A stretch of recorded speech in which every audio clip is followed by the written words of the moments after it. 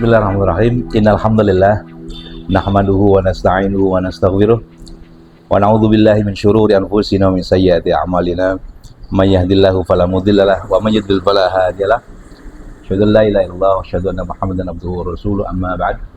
Alhamdulillah, saat ini untuk yang kedua kalinya saya berada di klinik Pratama Sehat Instani Cirebon, dan sebagaimana biasa segarnya pagi ini akan memberikan sebuah semangat baru untuk tetap memelihara fitrah kemanusiaan kita. Bertepatan juga sekarang bulan Agustus, di mana kita ingin memerdekakan diri kita. Semangat 45 dulu, kembali pada fitrah sesungguhnya, kan seperti itu. Kita memulai dari apa yang Rasulullah sampaikan dalam sebuah hadisnya. An Abi Hurairah Nabi sallallahu alaihi wasallam yaqul, dari Abu Hurairah radhiyallahu anhu, aku mendengar Nabi sallallahu alaihi wasallam bersabda, an fitratu khamsun.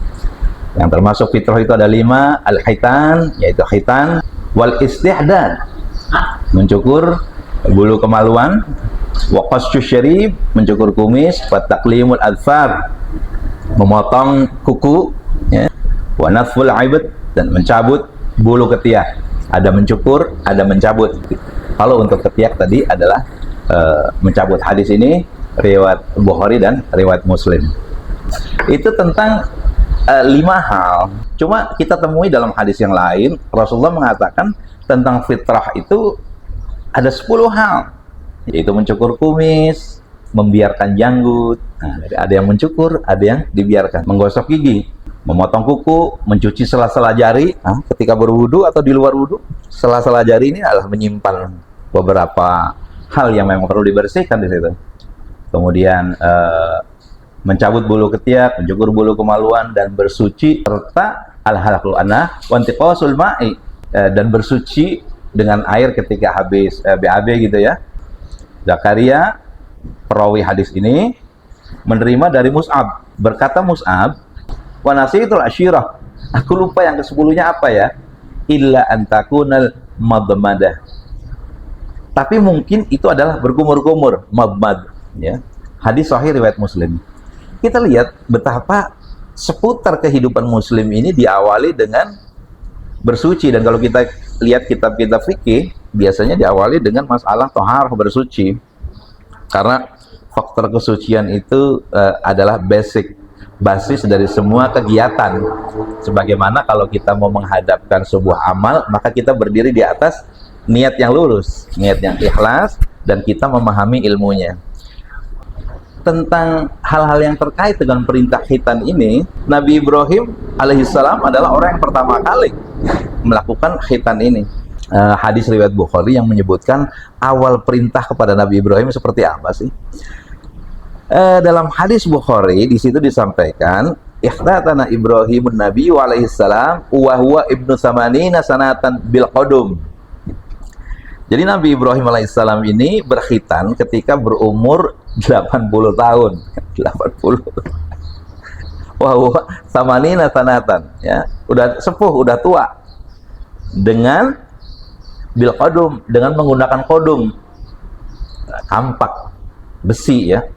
Ya tentu yang tingkat ketajamannya, kalau kita lihat dalam film-film dulu, pedang yang atau kampak yang digunakan zaman dulu, dalam klasifikasi tertentu, pedang atau kampak itu bahkan bisa memotong kampak lagi. Pedang bisa memutuskan pedang, bisa mengiris pedang. Nah, mungkin tingkat ketajamannya seperti itu keadaannya. Nah, sebetulnya kalau kita lihat dalam kitab Taurat, ya kalau orang Yahudi menyebutkannya dalam bahasa Ibrani disebut dalam kitab Kejadian, Sefer Bereshit, atau kitab Kejadian pasal 17 ayat 9 sampai 14, di situ mengisahkan Allah memerintahkan Ibrahim untuk berkhitan sebagai mitsaq, sebagai covenant. Kita tahu bahwa Ibrahim alaihissalam merupakan ulul azmi.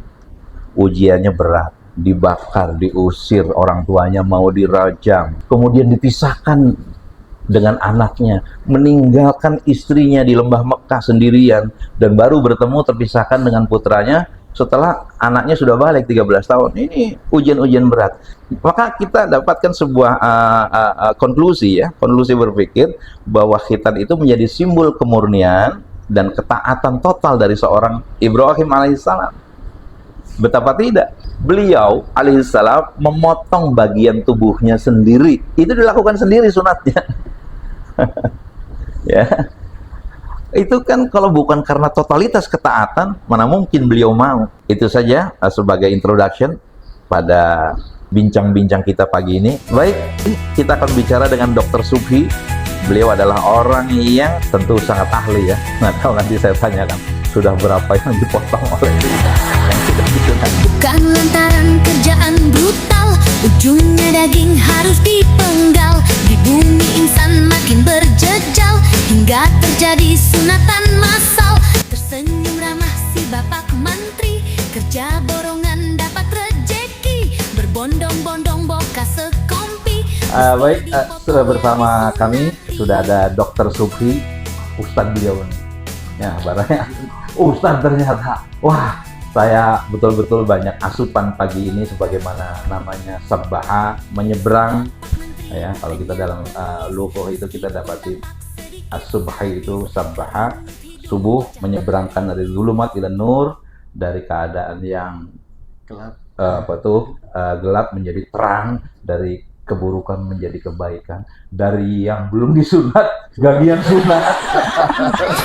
Nah, itu gagian sunat.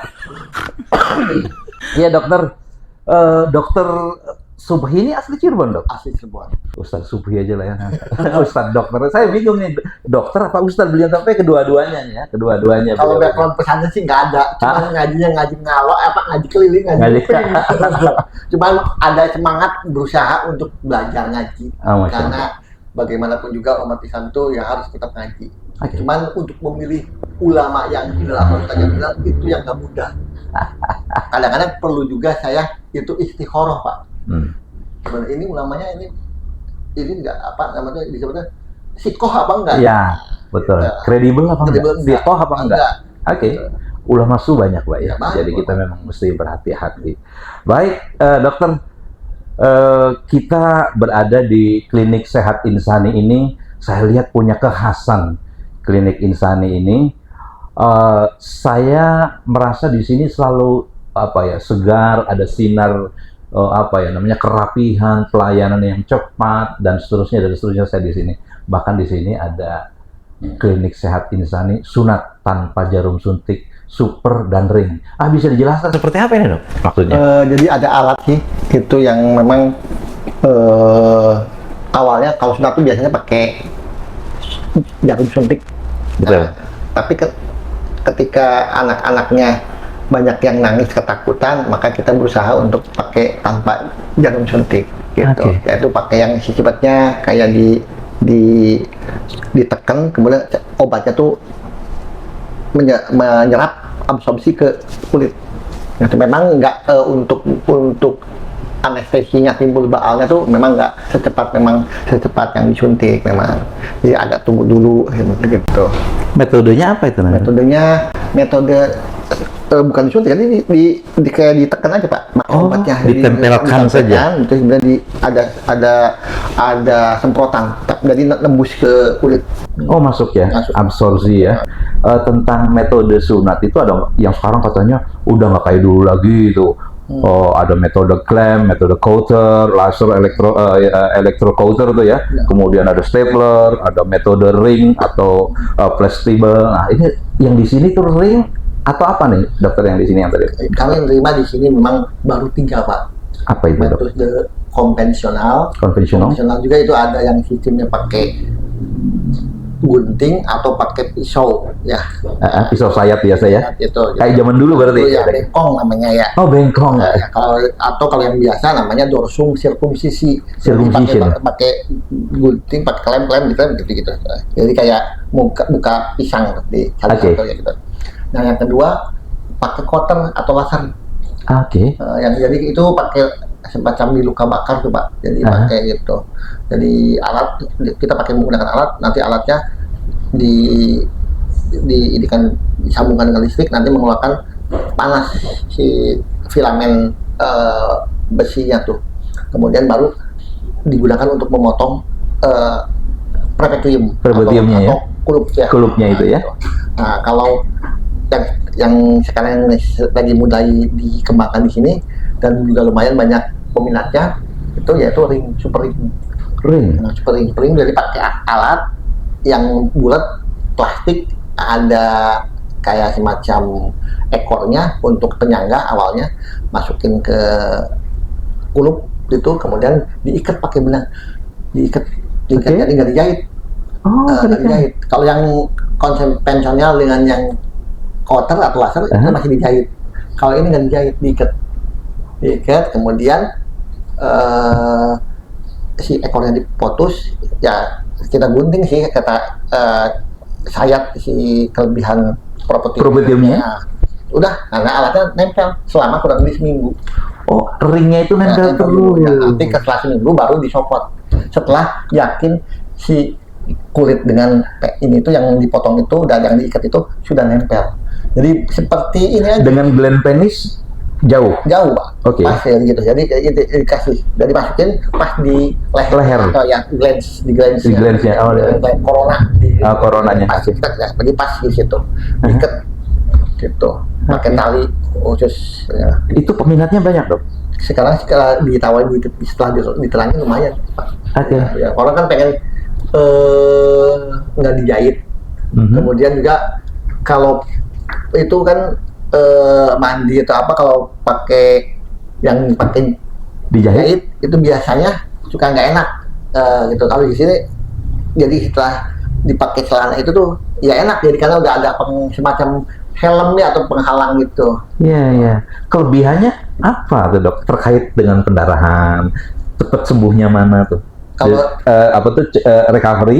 recovery-nya lebih cepat mana ganti dengan yang lain? Yang ring ini dengan yang biasa seperti apa? Lalu rasa sakitnya itu seperti apa? Memang standar sih, Pak. Kalau ini sih seminggu tuh memang sudah insya Allah sembuh. Kalau yakin ikatannya kuat ya. Makanya diikatan. Ya, diikatannya kuat. Nah, kalau memang kuat, udah nggak ada komplikasi, nggak ada apa, relatif lebih aman. Ya. Kalau yang namanya di laser dengan di konvensional, nah tergantung pada perawatannya. Jadi pasca. Iya, pasca sunat. Ya, tergantung dari orang tuanya. Bisa nggak? Kadang-kadang lebih lama. Kalau perawatannya hati-hati. Atau kan kata itu kan juga dijahit kan. Karena dijahit, kalau dianya kuyangan kegesek, kadang lepas jahitannya. Ada yang lepas gitu. Gitu. Jadi memang kelebihannya kalau yang itu, yang saya tahu selama ini tinggal paling nanti nyopotnya. Kalau udah yakin seminggu, biasanya kalau memang ikatannya kuat, tidak lepas, ya dengan sendirinya tinggal melepasnya, tinggal pakai minyak zaitun atau minyak yang olive oil lah ya. Oil ya, itu nanti lepas. Gitu yang saya tahu itu. Iya. Dia ringnya, maaf Pak, ringnya itu dokter sudah paten atau ada regulationnya? Digedein, dikecilin? Ada ukuran masing-masing. Oh, jadi berarti ada pengukuran penis dulu dong? Gitu. Pada awalnya observasi begitu mau disunat tuh pengukuran penis dulu. Ukuran berapa, nanti disiapin, kita ambil yang ukuran berapa. Nah, gitu. Oh, disesuaikan ya nanti ya. Gitu. Jadi kita pada proses pemasukan itu berlangsung cepat. 15 menit selesai. Asal anaknya antengnya itu kalau ini. Katakanlah tiap sesuatu itu kan biasanya kan ada plus minusnya. Sampai saat ini sih belum mendengar sih, Pak. Kalau untuk yang super ring, kalau konvensional kan dengan laser suka ada keluhannya, ada yang bengkak, ada yang lepas di perdarahan gitu. Memang sih yang harus diantisipasi tuh pakai yang ring tuh ketika ngikatnya harus betul, Pak. Memang repotnya kalau ternyata kita sembrono nggak kuat, lepas memang nggak jadi kayak manual. Itu aja, jadi harus dijahit kan, lepas gitu. Kalau yang saya tahu gitu. Tapi selama ini saya sudah ngingetin, kalau saya berdua sama Irfan, ya pasti kan udah ikatnya udah kuat belum, kan harus yakin kuat, harus ngikatnya gitu supaya benar-benar nggak lepas gitu. Oh, yang diikat itu kan preputiumnya, bukan penisnya kan? Penisnya. Bukan penisnya. Ya, preputium ngikat supaya nantinya tuh supaya ngikat ke alat ujung-ujung kayak ini, Pak, kayak apa tuh tali pusat tuh diikat tuh Pak. Oh ya, Dan tali tahu sendiri kan? Ya, mirip sebetulnya, prinsipnya mirip ya. Gitu. Prinsipnya mirip. Gitu. Perawatan setelah sunatnya itu benar itu gimana sih dok? Secara umum saja gitu. Ya sebetulnya sih kalau bagi orang tua ya, kalau anak-anak ini kadang-kadang nggak paham ya, karena anak kecil mah orang tuanya harus memastikan anaknya nurut itu supaya bakal habis sunat tuh memang kalau yang kayak manual itu hati-hati. Yang kadang-kadang tuh kan cuma jelalatan tuh Pak, udah gede. Nah ada yang ke sepeda, naik sepeda langsung ada yang begitu. Akhirnya pada saat itu kan kepleset. Terantuk. Nah, jahitannya ada yang lepas, gitu ya, gitu atau yang ya udah gitu. Kemudian juga kalau misalnya tidur, nah, gitu kan, kalau pakai jahit yang biasa pakai konvensional tuh biasanya relatif lebih ngeri juga sih karena terbuka sama sekali kan itu ya. Nah, gitu. Cuman kelebihan konvensional memang sebenarnya ada kelebihannya konvensional. Bisa lebih kurang dari seminggu Pak, 4 hari 5 hari itu relatif lebih udah bisa dilihat kalau pas saya pernah pada anak saya hari kelima tuh Pak, 4 hari kelima itu udah kering Pak. Kalau untuk konvensional ada kelebihannya di situ kalau memang nggak ada perdarahan, nggak ada apa, dan perawatannya betul, anaknya nurut, kitanya jadi jangan ini kalau anaknya gitu-gitu aktif nah itu. Dan memang susah kan namanya anak-anak kan, ya, gitu. Makanya kalau dengan super ini kelebihannya ketika anaknya relatif ya banyak penjaga ya itu bisa sebagai salah satu alternatif. Gitu. Nah kalau untuk yang laser itu karena pengen simpel, pengen cepat, itu istilahnya orang ribet kan kalau pakai konvensional kan ada alat nempel-nempel banyak. Kalau pakai laser nggak banyak, begitu bersih dibersihin ikat potong langsung udah nggak lama, nggak ada proses tindakan yang lama gitu, consuming time-nya simpel gitu ya. Tetap pegang gunting di keren banyak gitu. Kalau manual kan atau konvensional ada proses seperti itu Pak. Itu bedanya di situ. Jadi memang tergantung anaknya sih, makanya kalau kita tetap pada prinsipnya ditanyakan maunya kemana, tapi kita jelasin ini gitu. Tahapan-tahapan kalau konvensional seperti ini, kalau laser atau coater seperti itu, kalau super ini seperti ini gitu. Jadi gitu karena supaya tahu jelas, oh iya ya. Tapi setelah tahu gitu banyak juga Pak yang pindah ke seperti ini, nggak lihat kemana malah. Oh gitu. Tuh dia kalau manual kan pakai gunting-gunting kayak gitu takut mereka udah serem duluan ya. Gitu. Jadi kalau super ring itu lebih waktunya lebih cepat, tindakannya lebih cepat, relatif lebih cepat. Lebih cepat ya. Gitu. Waktu operasinya tuh, waktu pelaksanaan. Ya, nggak beda jauh sih dengan konvensional, cuman simpel aja tinggal masuk alat gitu, nggak ada jahit gitu kan, orang lihat jahitan tuh pada takut Pak, berat jarum, berat apa gitu. Takut tuh didingin ya. Iya, lu dijahit gitu kan. Orang udah pikirnya kalau dijahit kan anak kecil pasti disangkanya penisnya yang dijahit kan. Iya, penisnya yang dijahit dia pikir. Gitu. Terus orang tua yang maksa lagi anak dok ya. Kadang-kadang kitanya juga nggak tega gitu, melihat tuh dijahit gitu. Terus memang dijahit tuh kalau resikonya memang dijahit tuh Pak, kalau memang anak yang nggak mau diem atau tahu, kita sebagai sebagai pelaksana operator itu kan khawatir juga, jarum kan gitu, kalau gitu, gitu. Ada kekhawatiran, hati-hati. Takutnya klep aja, gitu itu. Jadi harus ekstra kita hati-hati juga ya, Pak. Hati-hati, betul. Itu memang. Kalau ini kan nggak ada jahitan, Pak. Enaknya di situ memang. Asal yakin kita udah terampil masukin si alat itunya. Jadi teman-teman ya yang mau sunat lagi ke dokter Sufi bisa di-ring sekarang. Coba tahu dia masih ada sisa buat disunat. Tapi gini dokter, ada entah saya tadinya agak mesem-mesem juga sih. Ada kasus sunat 2 kali gitu. Maksudnya gimana dok? Oh kalau bisa sunat 2 kali katanya. Sebabnya kenapa itu kok sunat 2 kali? Itu yang sering kejadian itu yang laser Pak. Kalau memang kurang panjang itunya Pak, kan kita kira-kira tuh waktu motong kulitnya, propetiumnya kurang proper gitu ya. Ya, biasanya kayaknya dengan mukosanya kan, kalau disunat tuh ada kulitnya, ada yang putih yang lapisan itu. Ya itunya kurang panjang Pak, masih ada yang lebih kependekan lah. Jadi akhirnya kita paksain jahit, nempel kan enggak, tapi dalam pertumbuhan tumbuh lagi. Itu gitu. Maksudnya ketika dia sudah tumbuh beberapa tahun kemudian tumbuh lagi. Itu yang disebut sunat 2 kali. Mau 2 kali itu kudu begitu, nggak bisa main 2 kali aja loh. Nah, kelebihannya Ya. yang manual itu kita di sisi lain pastikan juga manual yang spring, di sisi lain udah yakin kepalanya itu udah kena, udah itu, jadi udah batasnya udah pasti sampai situ. Lebih presisi sebetulnya Iya. kalau konvensional. Tahu, oh ini pasti motongnya segini, udah begitu kena kepala ke gland gitu maksudnya. Oke. Oh di situ, dah.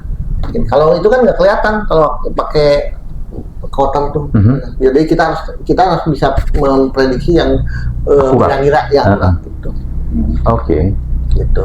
Bahkan lebih parah lagi kalau pakai laser tuh takutnya kena kepalanya, Pak. Kalau nggak kena, kalau biasanya kalau buru-buru ketika Anaknya sunat massal, sunat massal. kan nyari target banyak-banyak kan. Ya. Nah itu yang banyak. Sebenarnya kalau yang aman untuk kepalanya karena itu sebenarnya manual juga dengan ini spring bisa sama, karena spring juga sama. Jadi sebelum jadi sunat tuh dipotong dulu Pak, ini si Preputiumnya. jadi ketahuan batasnya gitu. Oke. Gitu beda dengan yang laser counter gitu. Oh. Kita harus dipotong dulu sedikit untuk pembuka kan, untuk masukin supaya gampang dibuka dikit dulu, dirobek dulu sedikit. Nah, kurang lebih 1 sentian atau 1,5 senti. Oh buka, oh masuk ya masuk. Bahkan kalau kita kemarin nggak apa-apa sampai batas kepala kelihatan dikit aja. Kalau kering. Jadi nggak beda jauh dengan awalnya sih, pada saat kita buka ngebelah itu kayak manual juga ada. Nah terus pada ini dong, saya kebetulan salah satu anak saya sunatnya tuh sunat by accident karena kepaksa.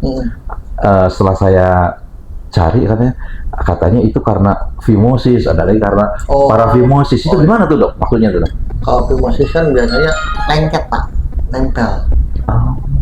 Jadi kalau pipis susah tuh dok? Iya, sedat itu. Dokter anak itu biasanya anak itu datang ke dokter anak sakit kencing atau sering kambuh pada balita, pada bayi umur di bawah 2 tahun lah, antara bayi dengan balita yang sekitar belasan bulan itu mengeluh kok demam, sakit kalau ini kayak nangis kenceng gitu. Nah, dan bahkan ada beberapa yang kadang-kadang ada benjolan Pak di kulupnya tuh. Oke. Nah, itu bawaan atau abses? Bukan, itu bawaan. Itu berarti si kotorannya. Oke.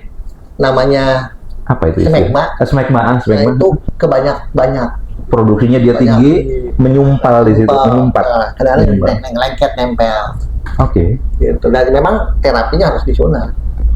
Oh, terapinya. Gitu. Sambil kan mengurangi kekambuhan berulangnya infeksi saluran kemih kan. Oh, bisa berulang ya dok ya? Berulang gitu. Diobatin memang semua saat itu nanti berulang lagi, karena kan tidak lancar itunya kan gitu. Iya. Apa ya namanya? Oke dok. Ini dok rada ke dewasa sedikit. Namanya hikmatut tasyri lah ya. Tadi saya bilang saya dengan kawan-kawan saya yang non muslim, dia bilang appreciate orang-orang bule itu ke kita. Orang muslim tuh bersih-bersih. Ya wis kenapa beli banyak gitu. Ada proses toharo segala macam.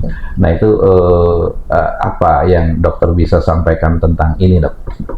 Yang ini memang itu kan bagian dari kebersihan ya, hitam tuh.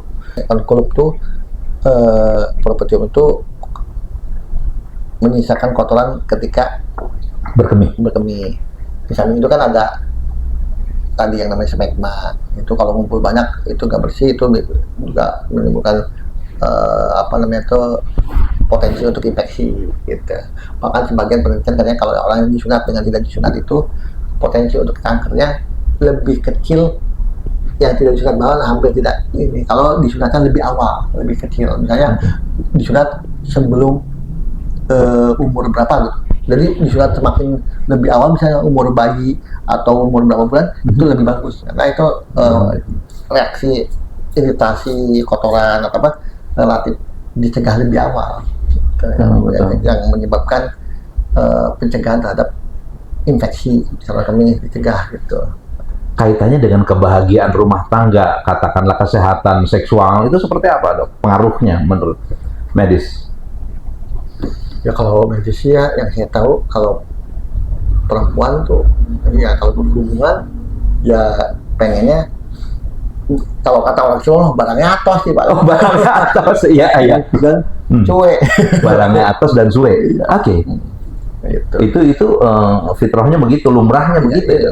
Artinya kalau mereka yang masih ada prupetiumnya belum disunat, itu kan tentu mengganggu ya dok ya. Selain tidak ini ya. Oke. Terus apalagi dari klinik sehat insani yang barangkali yang mau disampaikan kepada masyarakat, silakan dok. Ya intinya kalau disunat itu bagian daripada syiar Islam ya, syariat Islam yang sejak Nabi Ibrahim sudah disyariatkan. Kita sebagai Muslim dengan disunat itu berarti kita satu sunnah yang kedua menjaga kebersihan, dan juga memang salah satu untuk menjaga atau keabsahan bersuci ya harus disunat gitu. Itu salah satu diantaranya itu gitu. Oleh karena itu untuk supaya kita tetap sehat dan sholatnya kita juga sah gitu ya, kita istilahnya harus disunat gitu ya. Dan bagusnya disunat itu lebih baik disunat pada usia-usia lebih awal.